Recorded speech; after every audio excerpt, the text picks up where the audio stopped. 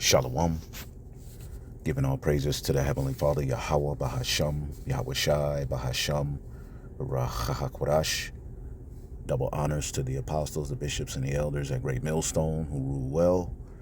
And as always, we give peace and salutations unto the elect. And I wanted to do a lesson responding to a talking point in the Apostles Street Ministry Live from this past weekend. August 9th, 2025. In the beginning of the video, you can watch it, GMS Apostle Street Ministry. That's where they post their live shows.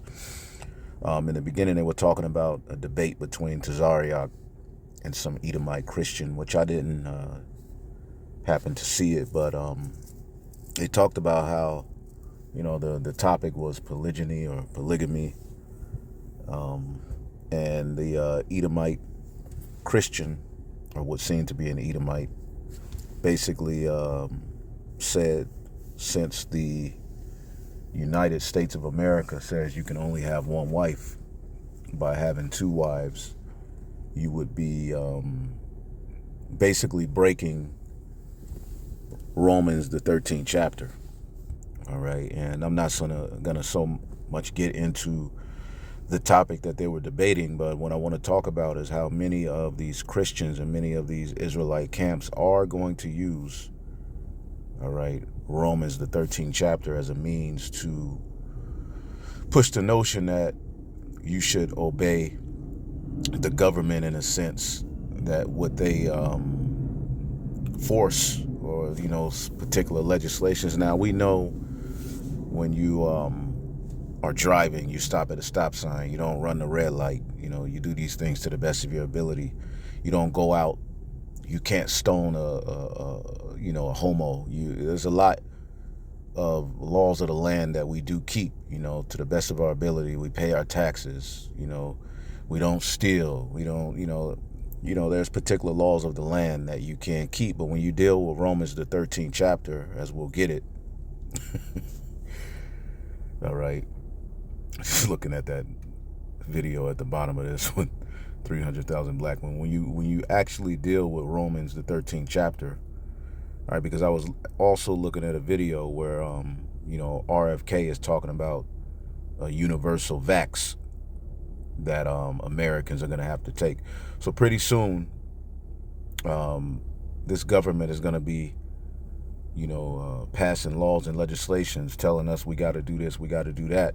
And many of these preachers are going to use the book of Romans, the 13th chapter, as a means to say we ought to obey the government. Now, we know we have many examples of our forefathers being, faced with orders from rulers that they didn't follow. One that comes to mind is Daniel and the three holy children, Shadrach, Meshach, and Abednego, in the Neo-Babylonian captivity. They were forced with bowing to Nebuchadnezzar's image, all right, and they didn't, okay? Here, we're going to be forced with bowing to the image, taking the mark, and these are things we're going to say no to, okay? But you're going to have preachers, all right, that just like during the COVID situation, you had preachers who were used as pawns to tell their congregations that they have to do it. A lot of them were getting paid, all right, and this concept here in Romans, the 13th chapter, was used. Now, when you get Romans, the 13th chapter, all right, Paul is speaking of being subject to government, okay? Now, you have to ask yourself, why was this written? Okay, if you know the history between the Jews and the Roman Empire, there were many uprisings and rebellions surrounding taxes. Okay, as a matter of fact, here in the book of Matthew, the 22nd chapter, okay, the wicked scribes and Pharisees and, chief priests, as you can see here, Matthew 22 and 15, taxes for Caesar, tribute to Caesar. We'll read this in the NLT. It says, then the Pharisees met together to plot how to trap Yahushua into saying something which he could be arrested. So look what they asked him. And why would this get him arrested? It says they sent some of their disciples along with the supporters of Herod, the Herodians. A lot of the Herodians were Jakes who supported Herod. Okay, it says to meet him. All right, so they sent, some of their disciples and some of the supporters of Herod, which was, the ruler over Judea at that time, what they called Judea, to meet him. And they said, "Teacher, we know you are honest. You teach the way of God truthfully, and you are impartial and don't play favorites. Now tell us what you think about this. Is it right to pay taxes to Caesar or not?" Yahushua knew their evil motives. Now, what were their evil motives? To get him to say something that would get him arrested. Because you have to understand, in the Roman Empire, all right, there is a history of Jews rebelling against taxes and actually going to war with the Romans over taxes. And Yahushua knew their evil motives and said, "You hypocrites, why are you trying to trap me? Here, show me the coin used with the tax." They handed him a Roman coin, and he said, "Whose picture and title are stamped on this coin?" "Caesar's," they replied. "Well, then," he said, "give unto Caesar what belongs to Caesar, and give unto God what belongs unto God." His reply amazed them. They went away. Okay, now what I did was here I asked,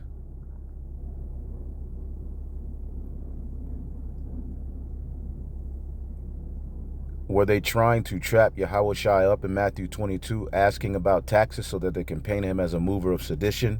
Yes, exactly. In Matthew 22, 15 through 22, the Pharisees and Herodians weren't asking a casual theology question. They were setting a political trap designed to get Yahushua branded as a rebel against Rome. All right, and this sets the stage for Romans, the 13th chapter, because Paul pretty much passed down the same order. Okay, the Pharisees disliked Roman rule and feared losing their position. The Herodians supported Herod's dynasty, which was pro-Rome and pro-tax. Together, they asked, is it lawful to pay, taxes to Caesar? This was a loaded question. If Yahushua said no, he can be accused of sedition, just like Judas the Galilean, and handed over to Roman governor. And you can see Luke 20 and 20. Somebody can post that on a comment board.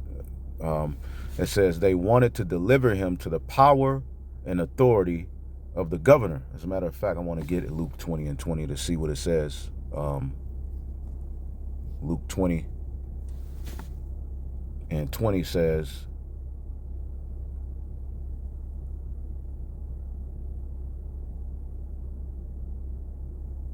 watching for their opportunity, the leaders sent spies pretending to be honest men. They tried to get Jesus or Yahushua to say something that could be reported to the Roman governor. All right, that's pretty much the same scripture that we looked at, but we'll look up this Judas the Galilean as well, because I remember some history on him. But he was a mover of sedition, and actually, I believe, led a rebellion against the Romans over taxes. So many of the Jews were leading rebellions against taxes. If Yahushua said yes, all right, he lose credibility with the Jews who view paying taxes to Rome as betraying God. All right, why sedition was the real goal? Under Roman law, advocating against payment of taxes was considered treason. Judas the Galilean's fate showed what happened to people who opposed the tax and execution. People who opposed the tax were executed. They wanted to paint Yahushua as a dangerous political agitator, making it easier to arrest him by Roman authorities instead of just religious charges. This tactic later shows up in his trial in Luke 23 and 2. They accuse him before Pilate, saying, "We found this man." This is what the wicked chief priests, scribes, Pharisees, Herodians, and so forth were saying about Yahushua. "We found this man misleading our nation and forbidding us to give tribute unto Caesar." You see that? Notice they lied, since Yahushua never forbade paying taxes. He didn't say don't pay your taxes. He said give unto Caesar's what is Caesar's. Okay? So by the time you get, yes, so yeah, so basically we got that. So by the time you get to the book of Romans, the 13th chapter, all right, you have the Apostle Paul, okay, giving the church an order on how to deal with this amidst all of these uprisings and rebellions that were going on. So let's read it. Romans, the 13th chapter, okay, in the first verse. Everyone, NLT, everyone must submit to governing authorities. And you submit to governing authorities when you go to work, all right, when you pay your taxes, when you're following the law of the land, when you're not going out and being an asshole. Now, under the U.S.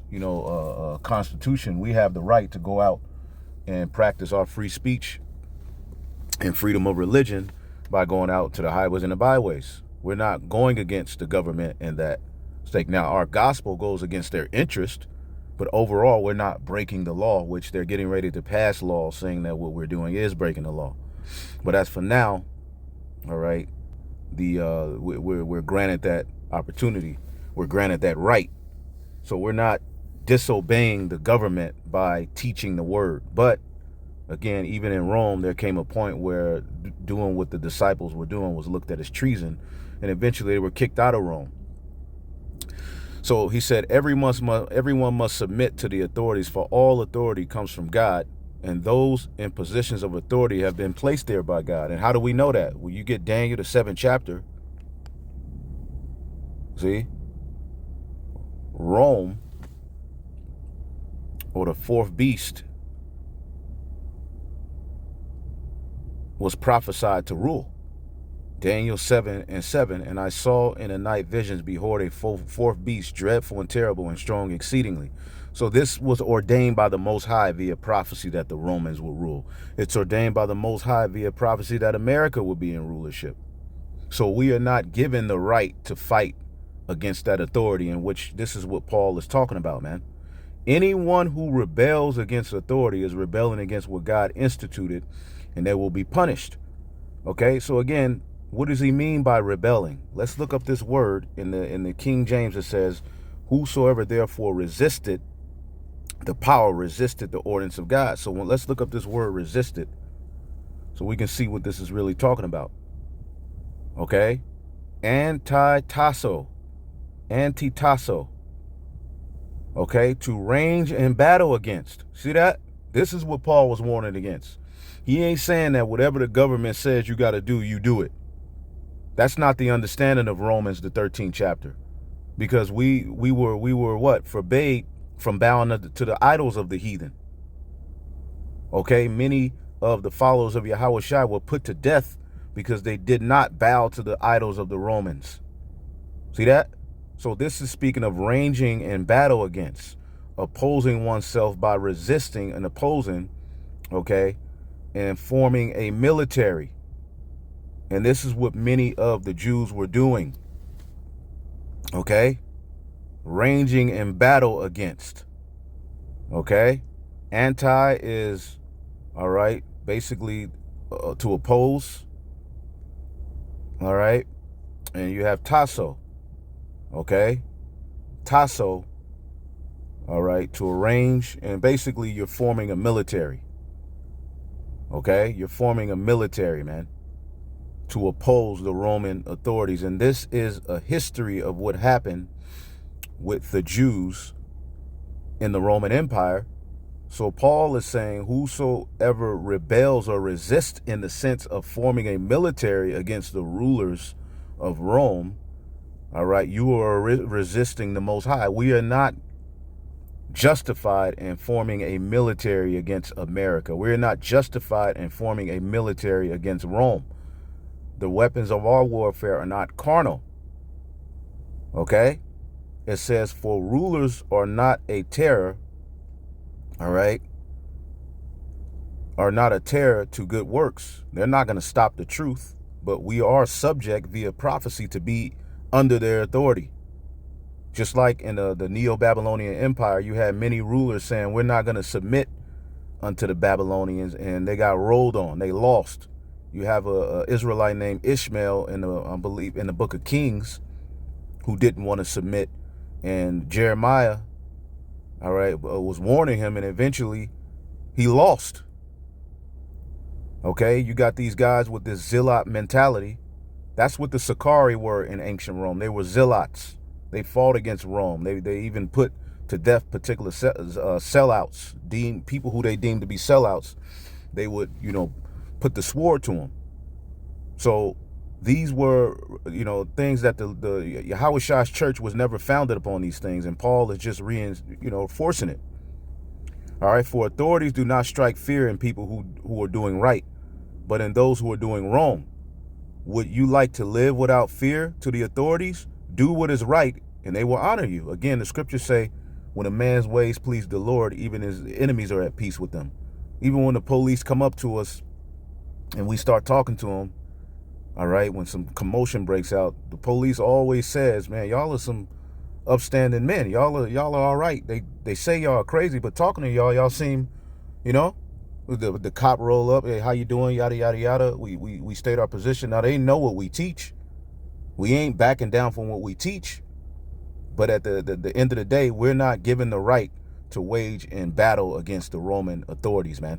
And you have to be wise when you're in the position or in the face of one who has that type of authority. That's why Yahushua said, agree with thine adversary. You have many Israelites resisting arrest and fighting and screaming, talk about Yahushua. Meanwhile, they got the fringes on. Okay? Which is stupid. Okay? Now you're in jail. Now you're in a position, you got to call your baby mama.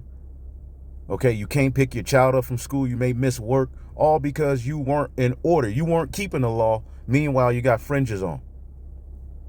It says, for the authorities, all right, that are set up in the form of Rome, the Assyrians, the Babylonians, the Medials, the Persian Empire, the Greeks, the Romans, they were authorities set up by the Most High. Okay? The Lord is the one. Promotion comes from the Lord. It says the authorities are God's servants sent for your good. All right, because these captivities have to be in play in order for prophecy to come to pass, in order for the kingdom to come. It says, but if you are doing wrong, of course you should be afraid, for they have the power to punish you. They are God's servants, all right, sent for the very purpose of punishing those who do wrong. Okay, and what's that, Psalms 125? Okay, let's get that. Let's get Psalms 125 real quick. And we'll get some history as well. Psalms 125:3, for the rod of the wicked shall not rest upon a lot of the righteous, lest the righteous put forth their hands unto iniquity. There's suffering for righteousness' sake, and there's suffering for wickedness' sake. Do good, O Yahweh, unto those that be good, and to them that are upright in their hearts. As for such as turn aside unto their crooked ways, Yahweh shall lead them forth with the workers of iniquity, but peace shall be upon Israel. Okay? So the Heavenly Father is the one who set up these particular governors, all right, and governments and rulers. Okay? He's the one who set these people up. All right?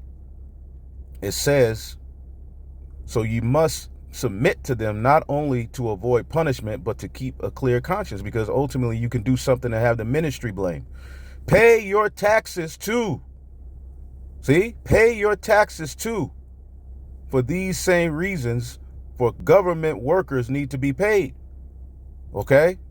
They are serving the Most High in what they do. So even Esau is serving the Lord because ultimately he set him up to rule.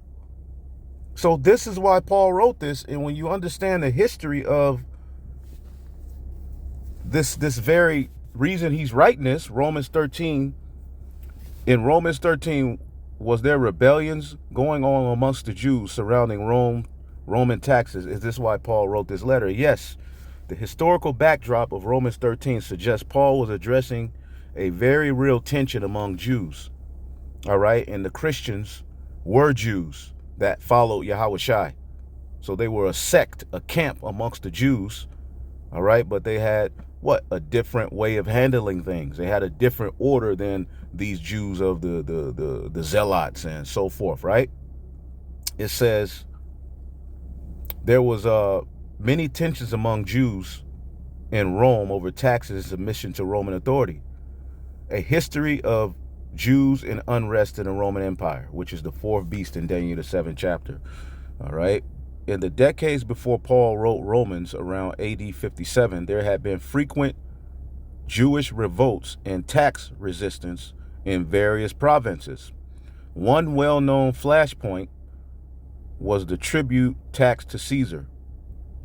All right. Many Jews saw paying it as betrayal to the Most High's kingship. In AD 6, a man named Judas of Galilean led a revolt in Judea when Rome introduced a census for taxation. And we have the census today. All right. And it all comes from Rome. All right. It says his movement, the Zealots, which the Sicarii were off branch of the Zealots. So showing you that that whole movement was never rooted in Yahushua, but you all followed it. You dudes are simple, man. Okay? And you all still got blood on your hands because y'all haven't rejected it. Y'all haven't said that no, we were wrong for starting this movement. Y'all still doubling down. And just because y'all split off and went into these different names, y'all still carrying the same doctrine, the same mindset, and y'all are confusing the flock under the guise of being followers of Yahushua. Followers of Yahushua were ordered not to do all of the stuff that the Sicarii did. Okay? It says, Judas the Galilean led a revolt in Judea when Rome introduced a census for taxation. All right. His movement, the Zealots, taught that paying tribute to Rome was disloyal to God. All right. Now, the Sicarii themselves, they didn't so much rebel over taxes. I mean, you may have a few of them that did, but their gripe was more so, the Romans shouldn't be ruling over us. And, pretty much people of the circumcision, Jews who sold out, all right, they will stab them up, all right, but they did fight against the Romans, and eventually they lost. Okay, it says this no taxes to Caesar sentiment didn't die out. It lingered amongst the Jews in their communities throughout the empire. Rome's suspicion of the Jews in their communities. All right. In AD 49, Emperor Claudius expelled the Jews from Rome over disturbances connected to a figure called Christus, all right, which is, Yahushua. And you can go into the writings of, secular writings, secular history of, Roman, poets and writers and historians that talked about the followers of Yahushua. So there's his secular history about Yahushua and his followers written by verified historians. All right.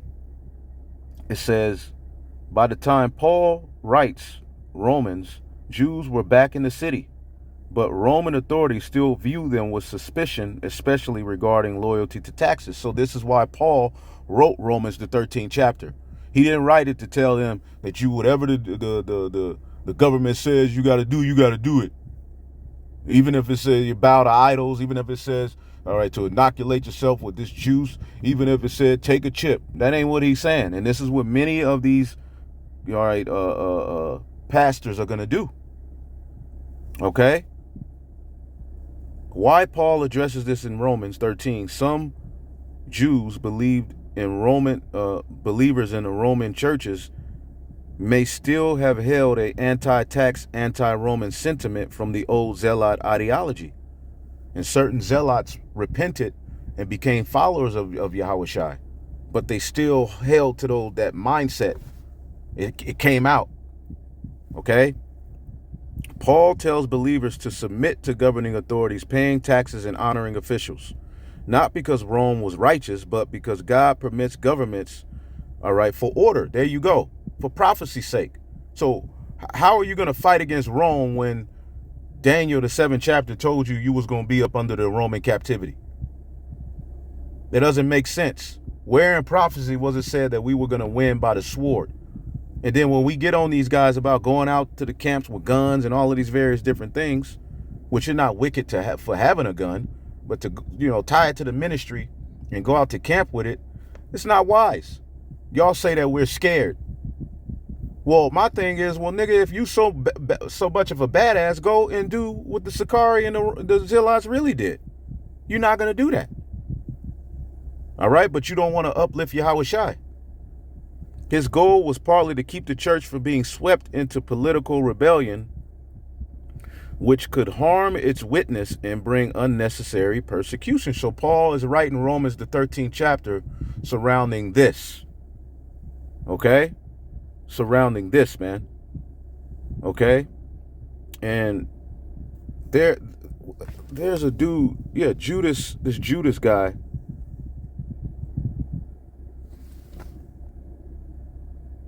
I believe, boom, there you go.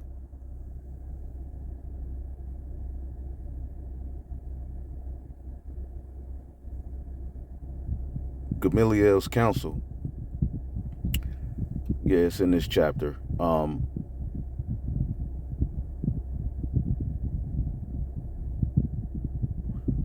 Acts 15 and 36. Some time ago, there was a fellow Judas who pretended, let's see here, who pretended to be someone great.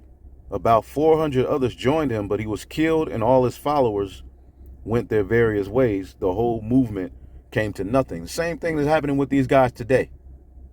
They raise themselves up to be something, opposing themselves, talking all, and then it doesn't work out. And then the dudes just go and change the t-shirt, all right, and try to act like they different, man. Weirdos, man. After him, at the time of the taxing, okay, after this man rose up Judas of Galilee in the days of the taxing and drew away much people after him, he also perished, all right, and all, even as many as obeyed him, were dispersed. NLT, after him, at the time of the census, there was Judas of Galilee. He got people to follow him, but he was killed too, and his followers were scattered. See? So my advice is leave these men alone. Leave the followers of Yahweh Shai alone. Let them go. If they're planning to do these things merely on their own, it will soon be overthrown. But it is of the Most High, it will not be overthrown. And ye may even find yourselves fighting against the Most High, because many of these, Jews will put in hell on the church. But I just wanted to get into that because this is basically what Paul is talking about, man. Okay? Pay your taxes too in Romans 13 and 6 for these same reasons, man. Even verse 7, he says, render therefore to all their duties. Now, what did Yahweh Shai say? Render unto Caesar what is Caesar's. So Paul is basically passing down the same order that Yahweh Shai passed down when they were trying to trip him up. Okay? Romans 13 and 7, render therefore to all their dues, tribute unto whom tribute is due, custom to whom custom, and fear for whom fear, honor from whom is honor. Okay? So no, we don't have the right to go out and rebel against the Roman authorities. We don't have the right to go out and form a military and try to ultimately rebel against Esau ruling right now. Because he's going to rule until the Lord takes him down. The power that we have, okay, is spiritual. Okay? The book of 2 Corinthians 10 and 4, for the weapons of our warfare are not carnal, but mighty through the pulling down of strongholds, casting down imaginations and everything that exalted itself against the knowledge of the Most High, and bringing into captivity every thought to the obedience of Yahweh Shai, man. See that? And having a readiness to revenge all disobedience when your obedience is fulfilled. All right? And after you have become fully obedient, all right, those who are meant to be judged will get judged, man. But again, as the scriptures say, we have to strive lawfully. Okay?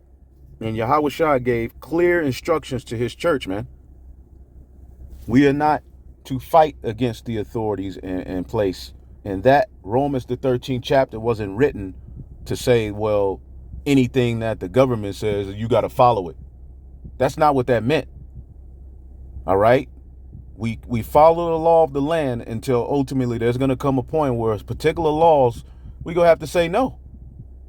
Now, does that mean we're fighting against the government? No, that means ultimately we're obeying Yahweh Bashim Yahushai. He told us not to bow to the beast, his image, and take his mark. Right?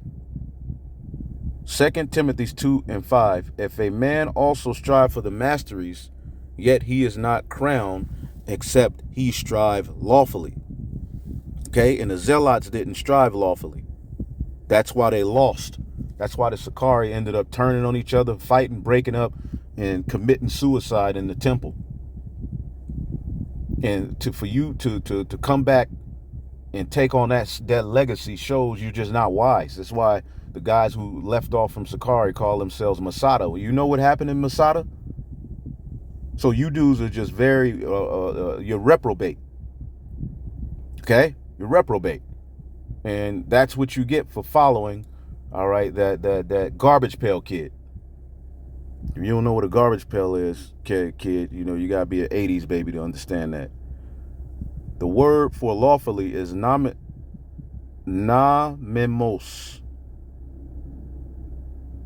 Okay? Lawfully agreeable to the law. Okay? And ultimately, Yahweh Shai gave laws, man. Okay? Of the Christian religion, the law demanding faith, moral instructions given by Yahweh Shai. Okay? Again, agree, like it says here, agree.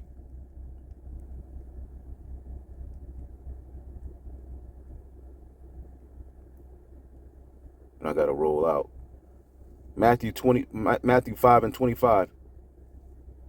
Agree with thine adversary quickly when thou art in the way of him, lest at any time the adversary deliver thee to the judge, and the judge deliver thee to the officer, and you be cast into prison. So you got these guys with fringes on getting pulled over and crashing out. Howard Shah gave a simple instruction and command for that, man. But hopefully I'll edify on to the next. Shalom.